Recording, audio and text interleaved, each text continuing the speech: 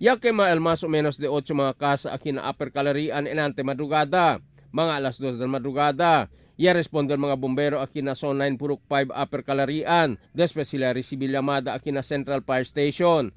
Ya tormenta pa entra mga grande truck del bombero, por caso con el jutay pasada del camino na lugar.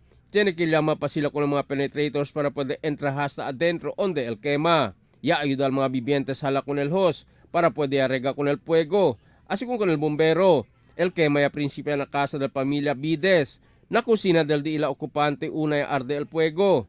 Ya mangkalayat siya para na 7 pa otro mga casa. Ya tiene que madura el cabeza de si Romeo Bides, después con él ya cae mga brasa, mientras él está procura salva mga cosas adentro del di ila casa. Ya agarra también el mga tanod con un persona, después con él ya puede alcanza el dueño adentro del casa. El quema ya alcanza na más de 1 hora antes ya puede apaciguar el fuego. Y el destrozo, tali asigo na más de 900,000 de pesos. Emil Tuban, Dateline Zamboanga.